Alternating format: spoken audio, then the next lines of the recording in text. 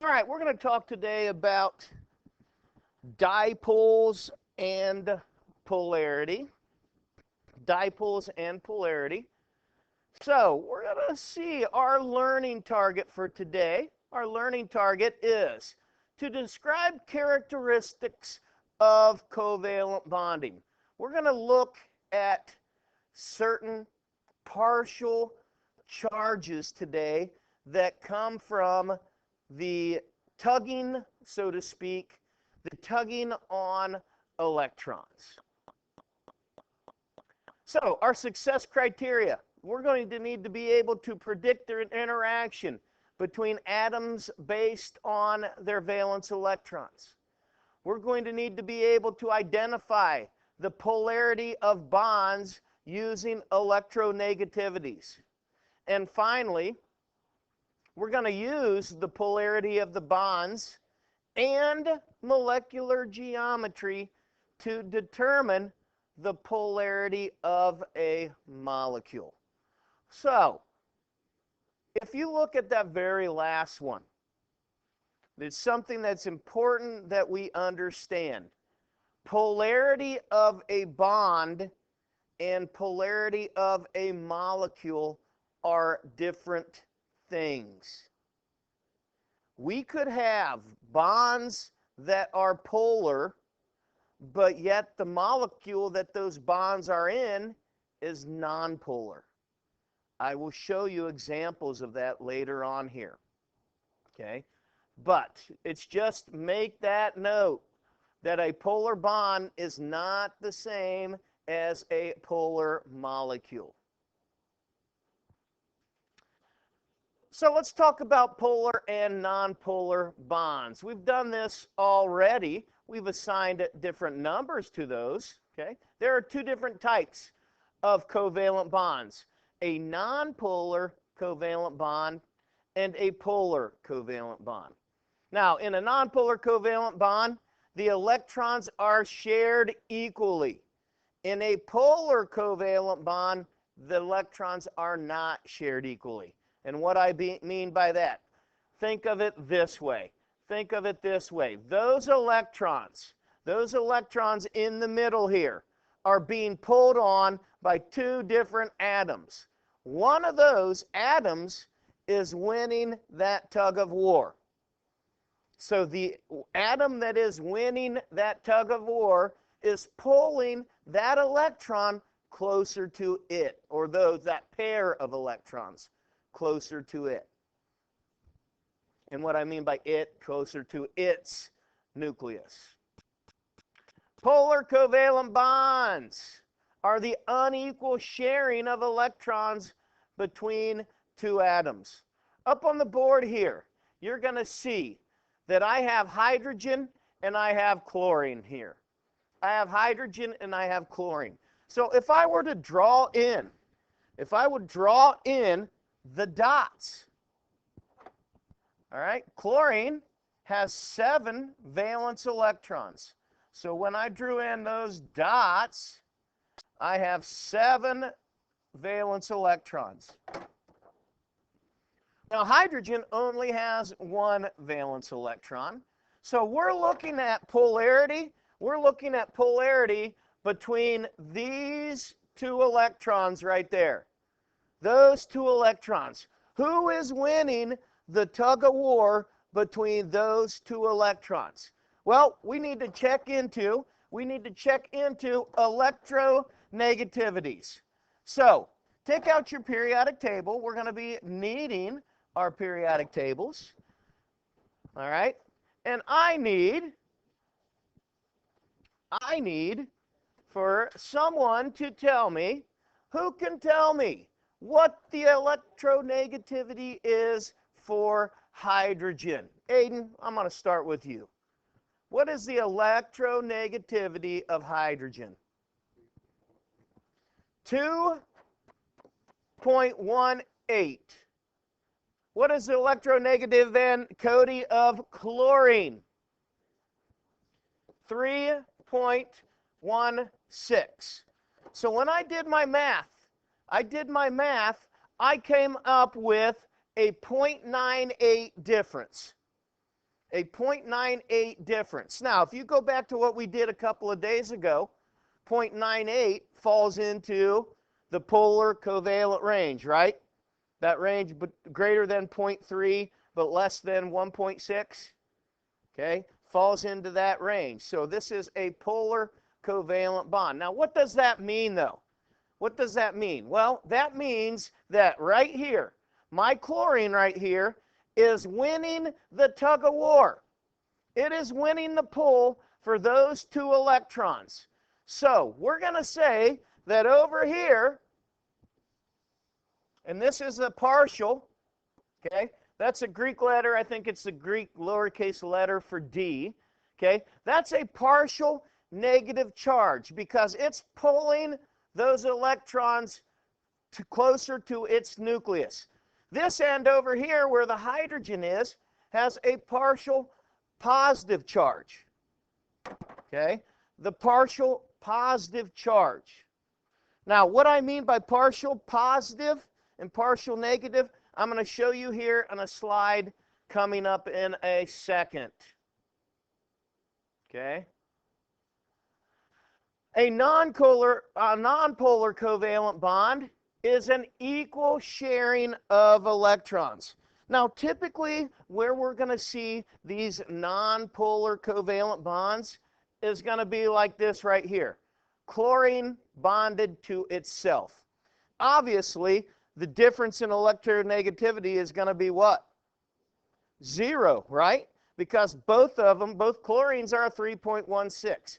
Same with oxygen. Even though it's a double bond here, both of them have the same, both oxygen atoms have the same electronegativity. So when we're going to see these nonpolar bonds, typically it's going to be the same, 2 of the same atoms, 2 oxygens, 2 chlorines. Okay, so I got the picture right here. Nobody's really winning that tug of war between those dogs right there and that little stuffed animal.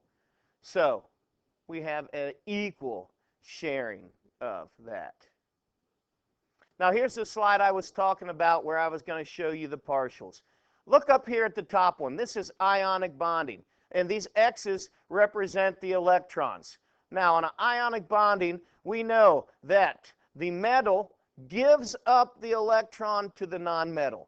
So it totally gives up the electron. So we have a negative charge and we have a positive charge. A nonpolar covalent bond. If you look at this middle one, I should really have over here nonpolar covalent. So a nonpolar covalent bond, there is an equal sharing of both of those electrons. They're shared equally between these 2 atoms. Now down here where we get into the partials, okay, when we get in the polar covalent bonds, we talk about a partial positive, we talk about a partial negative. Can you see how these X's representing those shared pairs have been pulled over closer to the right circle than they are to the left circle? So that left circle is going to be partially positive. Okay? It's not totally positive, because if it were totally positive, it would lose the entire electron. It has not done that. It has not transferred that electron. It is just sharing it still, but it's losing the tug of war, so to speak. The right circle is winning the tug of war. Its electronegativity is greater. All right? Therefore, it's going to be a partial negative. It's pulling that electron a little bit more towards its nucleus than it is towards the other atoms. Okay? That makes sense so far? That partial, it's still sharing, so both atoms still have some parts with those electrons. Here is another way that we signify. I showed you these partial signs, this partial positive, this partial negative. Sometimes we use what I call a plus arrow, because this plus right here, and here's the arrow. The plus arrow, okay, it isn't a whole charge, it's just a partial. And I signify it by having the plus end at the positive side, and the arrow points to the negative N. Okay? The partial plus means it's partially positive. The partial minus means it's partially negative. And the chlorine is pulling harder on the electrons. How do I know that? Because chlorine has a higher electronegativity. Okay? And what really is electronegativity, Tyler?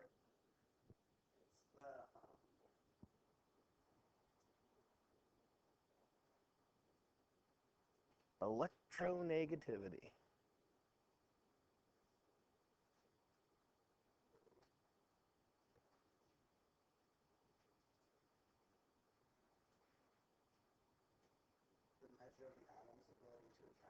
The ability to attract electrons. Good.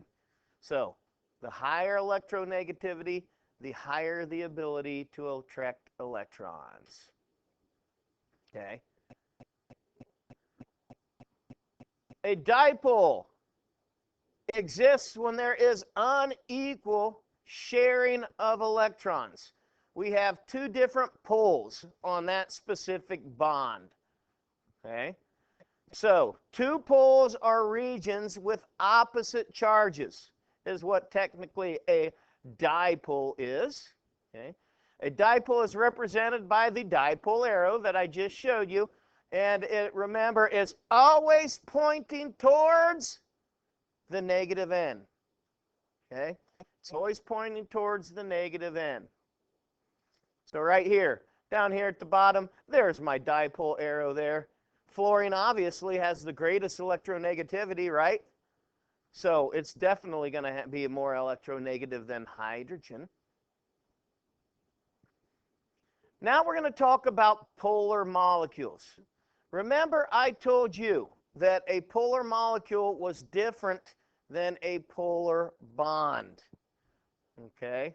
It's different than a polar bond. Molecules with positives and negative ends. Now what, remember, by definition, is a molecule? We talked about that yesterday when we talked about single, double, and triple covalent bonds. What is a molecule? Madison? This might be one of the tougher questions here we're going to ask.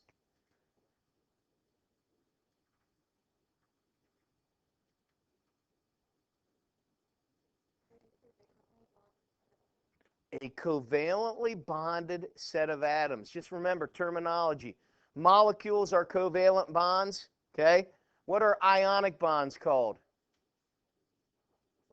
Salts, okay? So these molecules have, these covalent bonds have positive and negative ends, okay? We require two things to be true. So we need to have two things to have a polar molecule. Number one, we must have polar bonds. We must have polar bonds. This can be determined from the differences in electronegativity. That's what we just have been doing. Okay? The second requirement that we need is we need the molecule to be asymmetric. Now, what does asymmetric mean? What does asymmetric mean? Well, what does it mean, first of all, if something is symmetrical? What's symmetrical, Carly?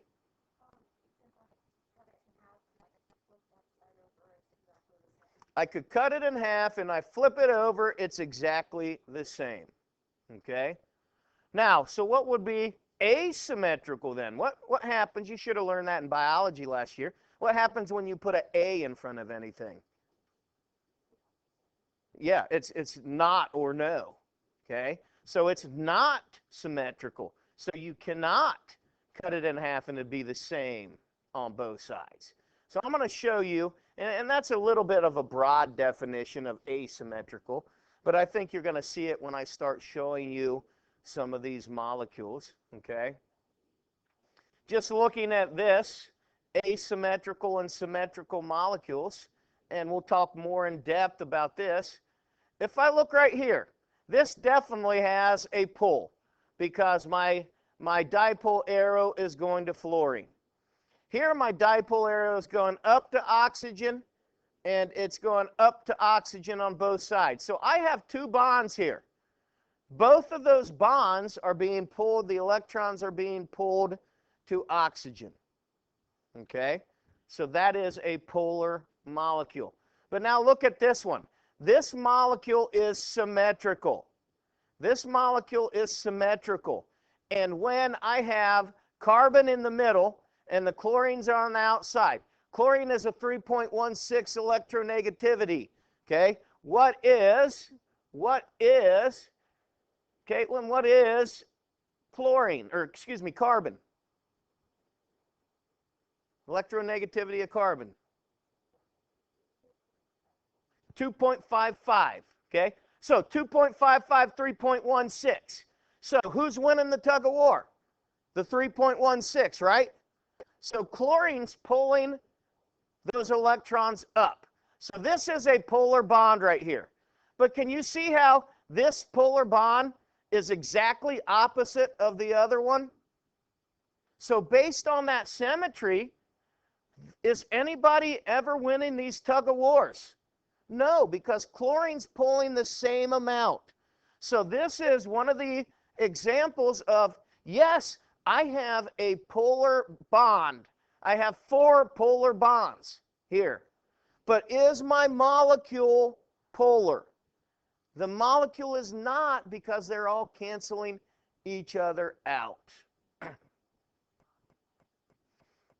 Because of symmetry, molecules that have polar bonds are overall nonpolar molecules, because the pluses and the minuses are balancing each other out.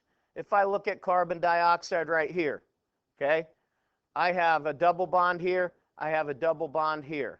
So this carbon and oxygen are pulling at each other. Carbon, we said, was a 2.55.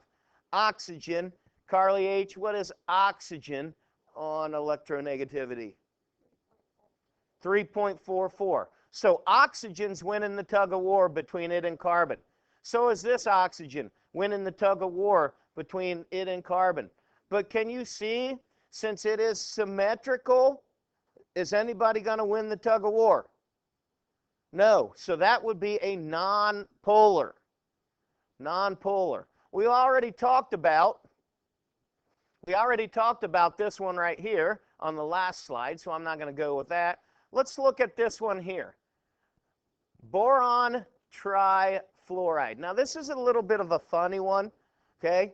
This is a little bit of a funny one because boron actually does not obey the octet rule either, okay? So that's why this symmetry looks like this. If you look here, okay, fluorine's going to have 7th valence electrons and then share one here with boron. Boron only is going to have 6 valence electrons around it right there. So that is an exception to the octet rule. Now we know that fluorine has the highest electronegativity. So when I put my pluses on, okay, that's going to be pulling that bond right there, okay?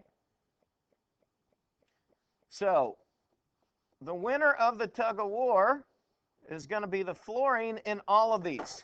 So if I have 3 different fluorines pulling on those electrons from the boron, they're all pulling at the same amount, so is there going to be any winner of the tug of war? Even though there's 3 of them, there's not going to be any winner.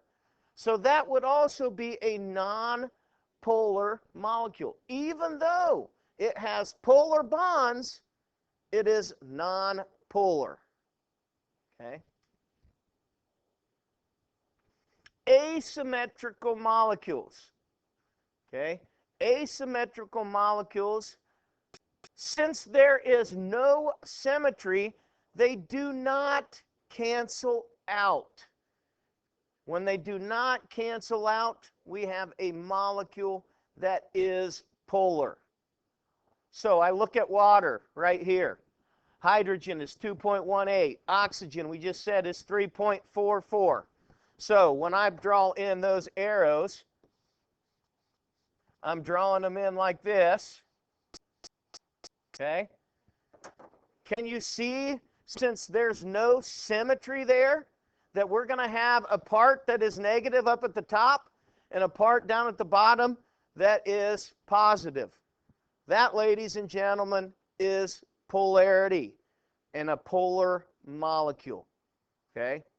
A polar molecule. Let's look now at the nitrogen and the hydrogens. This is a little bit tougher to see because it's on a three-dimensional. The molecule is three-dimensional, but I have it on a two-dimensional board up here. But what's going to be happening? We haven't dealt with nitrogen yet. Okay, Paige, what's nitrogen's electronegativity? 3.04, hydrogen's 2.16. So all of these bonds, okay, all of these bonds, nitrogen's going to be winning the tug of war, right? So it's going to be pulling all of those electrons towards it. So is there going to be a more negative end and a more positive end? Yeah. Wherever the hydrogens are, that's going to be more positive. Wherever the nitrogens are, that's going to be more negative. So is this a polar? Yes, this is a polar molecule. Finally, probably the easiest one of the three here is, since we already discussed this, we have hydrogen, we have chlorine. We know that chlorine wins that tug of war. So this molecule, yes, indeed, is a polar molecule. Now,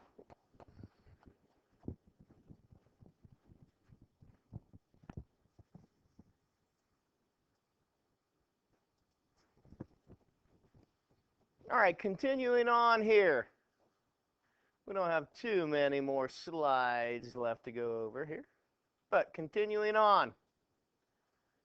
Here I have up a slide that shows just exactly what we were talking about. So if I look here, here's carbon dioxide. It has two polar bonds. Okay, two polar bonds here, but due to the symmetry, the overall polarity of the molecule is none. Nobody is winning because they're both pulling at the same rate. Both of those oxygens are. Now, if you look at this water molecule here, you can see that all of the electrons are being pulled up to this oxygen, and it already has two unshared pair of electrons. So this is going to be a very, very negative portion. Okay, so this is going to be a partial negative. Remember, it's partial. It's not pulling them all the way off, or that would be ionic bonding. Okay, and down here, the hydrogens are going to be partially positive. Now, let's look at some of these. Okay, let's look at some of these. As I show you here, we have bromine and we have phosphorus. Okay, as I look, phosphorus is 2.1. Okay, bromine is 2.8. My difference is going to be 0.7, which is well into my range of my polar covalent bonding, right? So if I am going to draw my dipole arrow, I put that arrow right there as so. Excuse me. Let's look at another one, okay? Hydrogen and sulfur. Hydrogen is bonding with sulfur. So, and I'm just looking at a single as so. Hydrogen bonding with sulfur. Now, obviously, with sulfur, folks, if I draw my electron dot notation, it's going to look like that. So how many hydrogens would sulfur want to bond with? 2, right? Because it's got 2 bonding areas open. But we're just looking at one of those single bonding sites right here. So if I'm looking at that right there, I'm going to say, okay, sulfur is the 2.58 right here. Hydrogen is the 2.2. Actually, it's 2.16, but some reason I must have got that off of a different periodic table. So bottom line is, who's going to be winning that tug of war? That's going to be looking something like that, because it's going up to the sulfur. Another one, fluorine and carbon. Obviously, who's winning this tug of war? Who's winning this tug of war? Fluorine and carbon. Fluorine, right? Good. Fluorine always is going to win their tug of war, because fluorine's got the greatest electronegativity. What about the tug of war between nitrogen and oxygen? Amelia, what do you think here? Oxygen's going to be winning that tug of war.